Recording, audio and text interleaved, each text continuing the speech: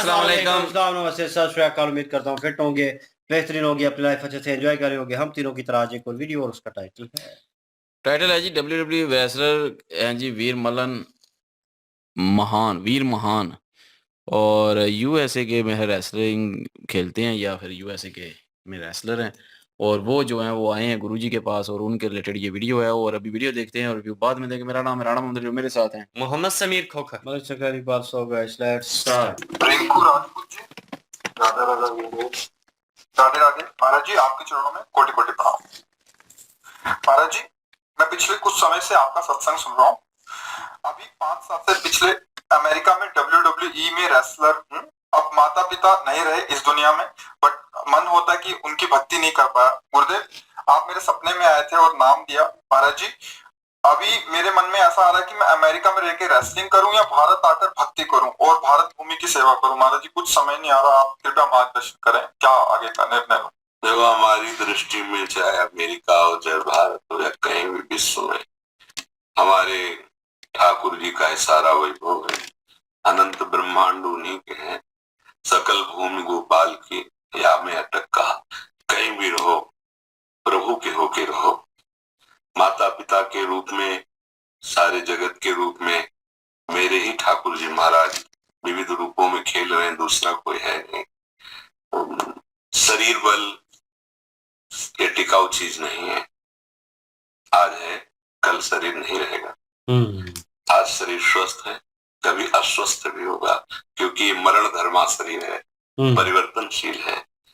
महाबल भगवान का आश्रय है, सब बलों के केंद्र महाबल भगवान है, उनसे बढ़कर कोई नहीं है।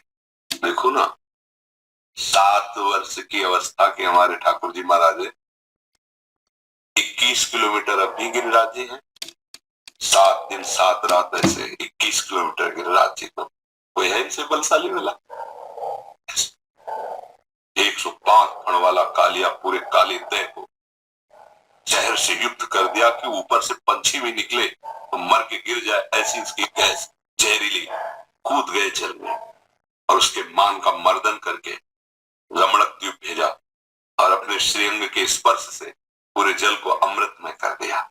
देखो, महाबली है ना। सांप के फण पर नृत्य किया, ऐसा कोई है नाचने वाला? और ज्ञान के समुद्र भगवान ने गीता जी का जो बोला, अद्वितीय ग्रंथ है गीता। हर संप्रदाय, हर देश, हर जगह, हर भाषा में गीता जी की टीका हुई। एक अमोघ वाणी भगवान की गीता। तो भगवान अमोघ ज्ञान है, भगवान अमोघ बल है और भगवान अहेतु की मित्र हैं। हमारे किसी गुण से नहीं, हम उनके हैं।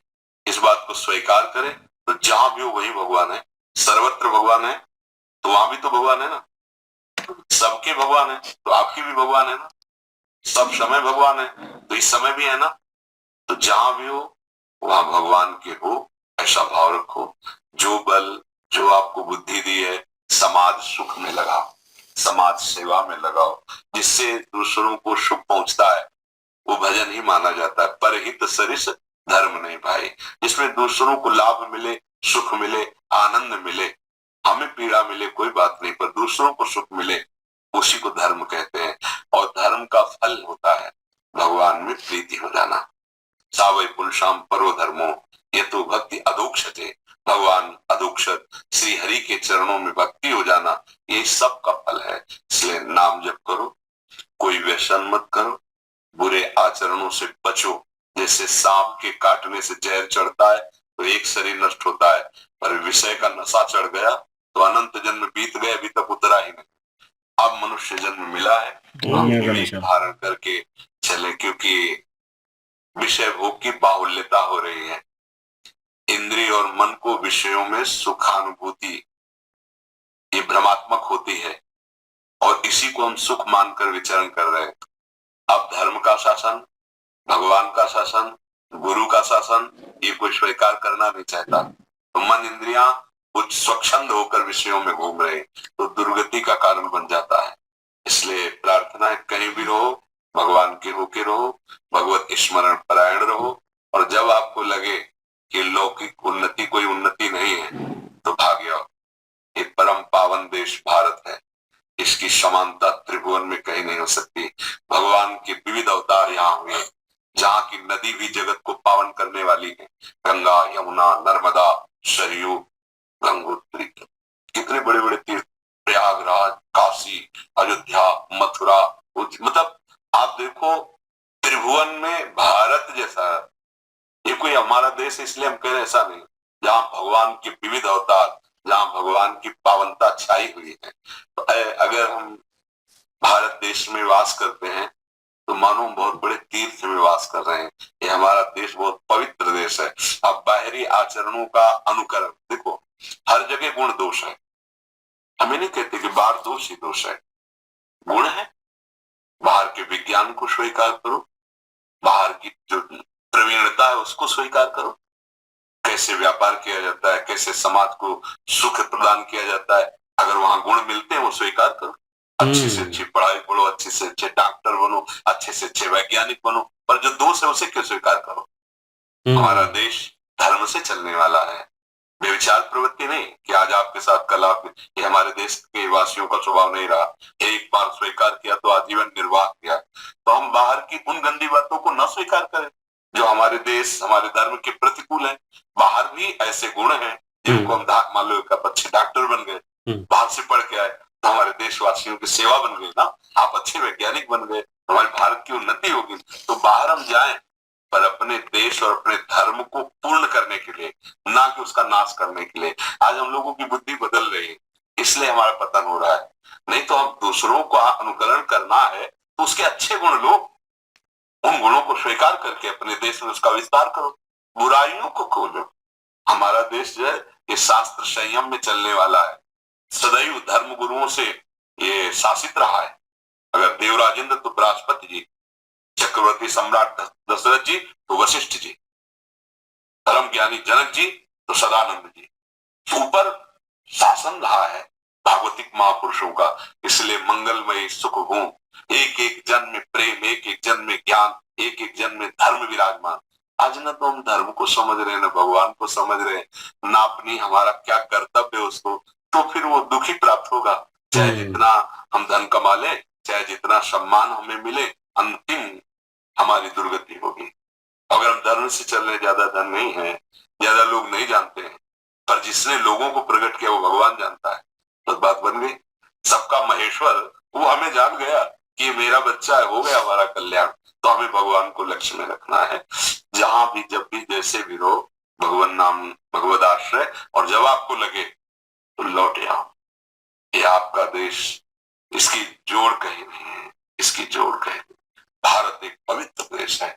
अब ये कि हर जगह गुण दोष रहता है, तो जो दोषों को स्वीकार किए हुए हैं वो किसी धर्म के नहीं होते, किसी देश के नहीं होते। जो अधर्मी पुरुष होता है उसको कोई धर्म नहीं होता, उसका कोई संप्रदाय नहीं होता, वो किसी देश का नहीं, वो अपने देश का नाश कर देगा, क्योंकि अधर्म है।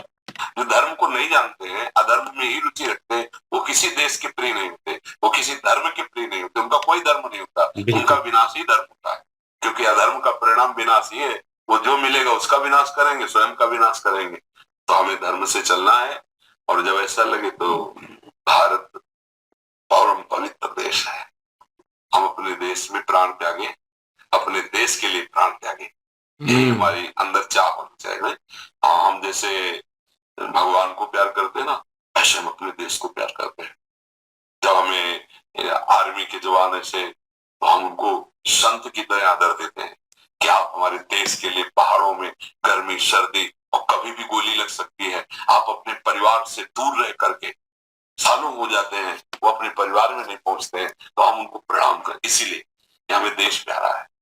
जिस देश में हमें जन्म मिला, जिस देश में हमें ये भगवत आराधना करने का अवसर मिला, वो भूमि हमारे लिए भगवान के समान है। अगर हम ऐसी जगह पैदा होते जहाँ जन्म से ही विलासिता देखने को मिलती, तो क्या हम ब्रह्मचर्य रहते, क्या हम साधना करते, हम उसी विलासिता में बह जाते। तो भगवान ने हमें ऐसे देश में जन्म मिला दिया जहाँ धर्म की प्रधानता है, ऐसे जनों के बीच में रखा जहाँ धर्म का ज्ञान होता है। इसलिए भारत देश तो महान है ही। हम लौकिक दृष्टि से नहीं कह रहे, परमात्मिक दृष्टि से कह रहे। तो जब तक आपको लगे तब तक भगवत भाव करके वहां रहो, नहीं अपने देश में आ जाओ। अपने देश में कोई कमी नहीं है। अपने घर की नमक रोटी बहुत अच्छी लगती है, दूसरा कब, जब देश प्रियता होगी तो वो एक अलग होता है। जैसे कोई तिरंगा ले और हमें गर्व होता है कि हमारे देश का प्रतीक है, ये तो एक सुख मिलता है। ये मातृभूमि, हमारा मातृभूमि कोई गांव नगर नहीं है, ये पूरा देश हमारी मातृभूमि है, पूरा देश हमारा परिवार है, ये सुखी है, धर्म से चल रहा है।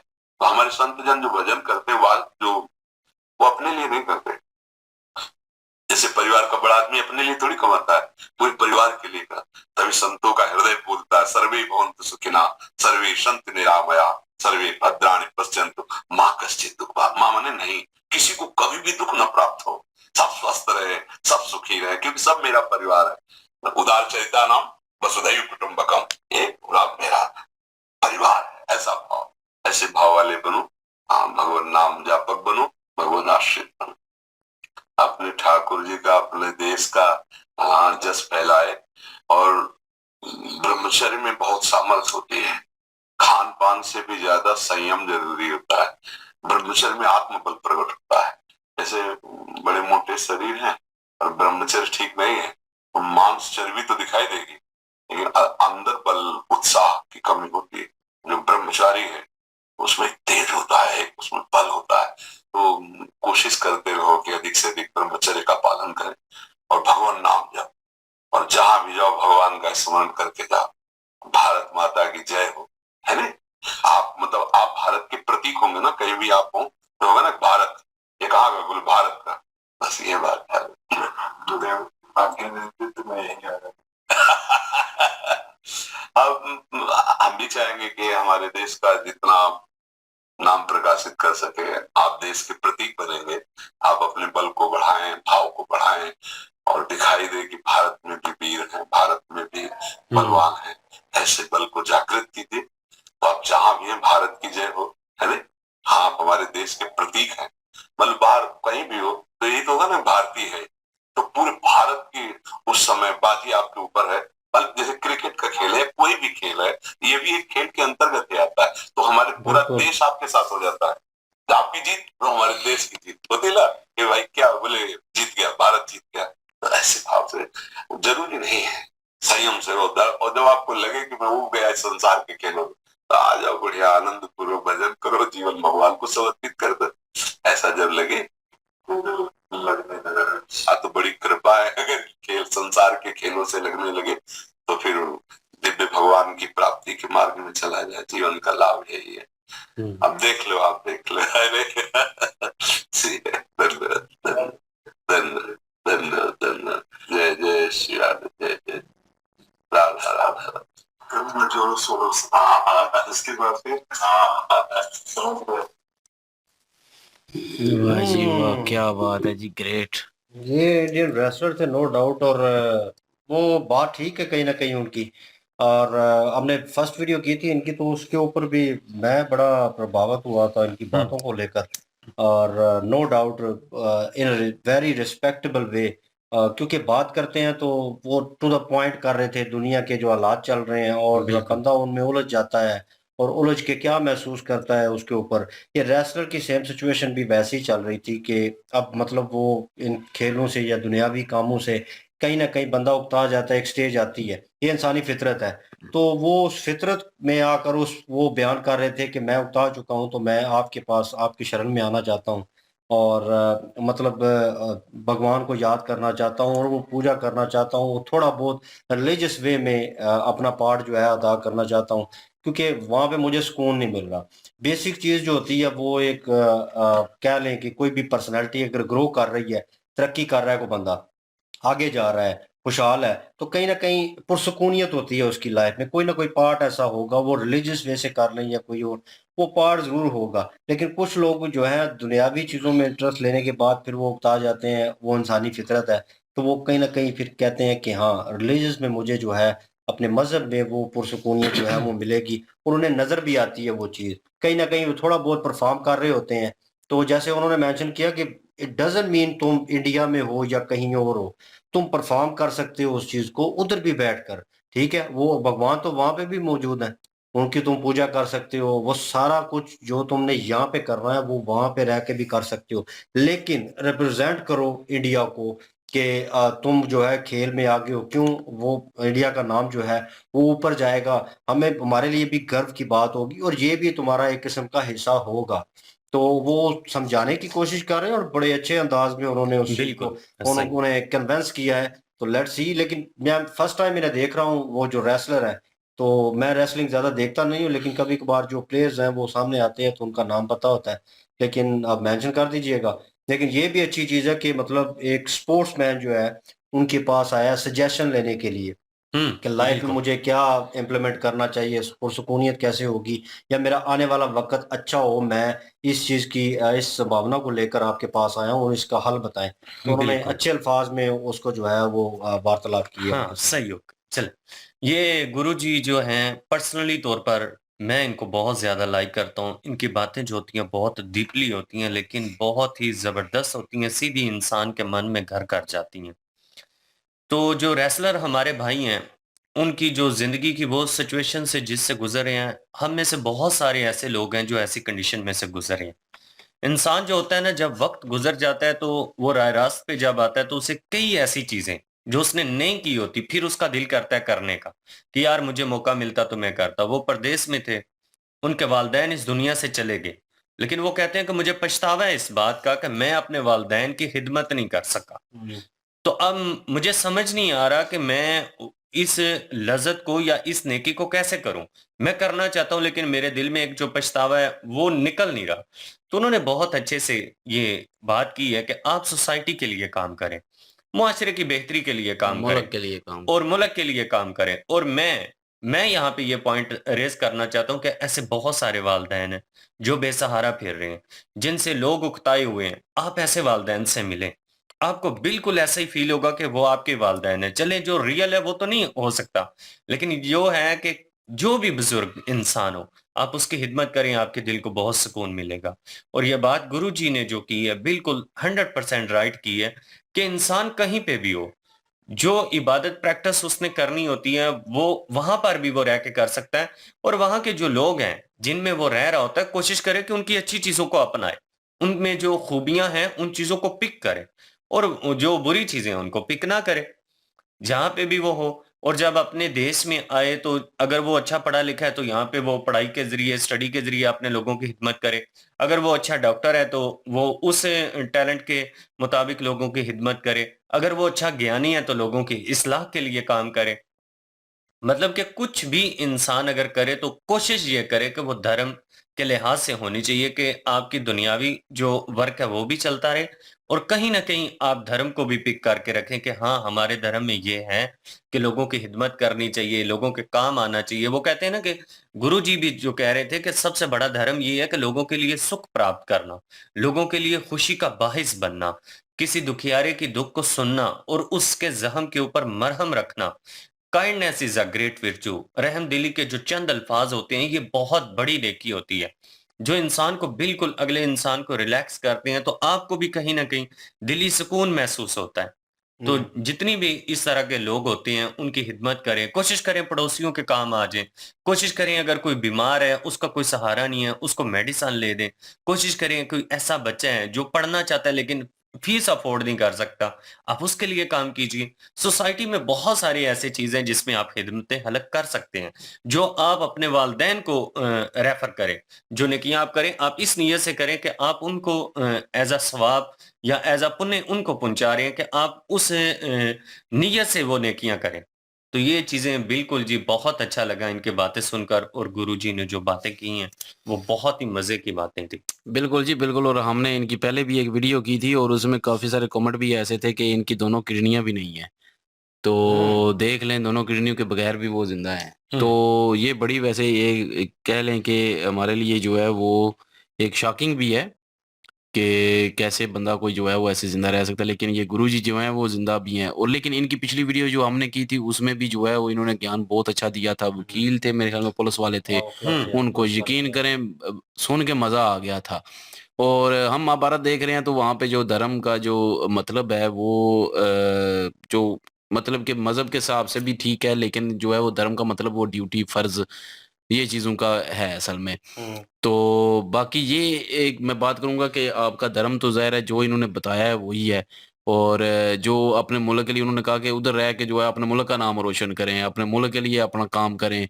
और ये जहाँ पे भी जो ज्ञान मिलता है, जो धार्मिक चीज़ें मिलती हैं, जो भी धर्म के साथ होती हैं, धर्म के खिलाफ नहीं होती, उन चीज़ों को जो है वो प्राप्त करें, मतलब उनको हासिल करें, उन पे चलें, उनको हासिल करें, वो तालीम हासिल करें, वो डॉक्टर बने, इंजीनियर बने, जो भी वो कह रहे थे कि बने, तो वो बने ज़रूर और वो ज्ञान लेके अपने मुल्क में आके खिदमत करें। और नहीं तो वहाँ पे रह के भी जो है आप मुल्क का नाम रोशन कर सकते हैं। अगर ज़ाहिर है आप वहाँ पे खेल में किसी भी रेसलर है, ज़ाहिर है अगर वो जीतेंगे तो ज़ाहिर है किसका नाम आएगा? जी भारत जो है, भारत। भारत का एक जो है वो रेसलर है, तो भारत का नाम आएगा, तो भारतीय जीतेंगे। तो आप ऐसे भी जो है मुल्क की खिदमत कर सकते हैं। वो जैसे कह रहे थे कि अगर आप जो है वो दुनिया की जो अधार्मिक चीज़ें हैं, वहाँ पे जो है वो हासिल करते हैं, क्योंकि वहाँ पे गुण भी हैं और दूसरा उन्होंने कहा कि बुराइयाँ भी हैं साथ। बुराइयां भी है। तो बुराइयाँ अगर आप ना अडॉप्ट करें, अगर बुराइयाँ आप जो है वो ले लेंगे तो फिर वो जो आप अपने मुल्क का भी नाश करेंगे, अपना आप भी नाश करेंगे और अपनी आखिरत जो आगे आने वाली ज़िंदगी है वो भी नाश कर देंगे। तो ये बातें यकीन करें सुन के अच्छा भी लगता है और बड़े पोलाइटली तरीके से जो है वो ये बताते हैं और बड़ी अच्छी बातें होती हैं इनकी।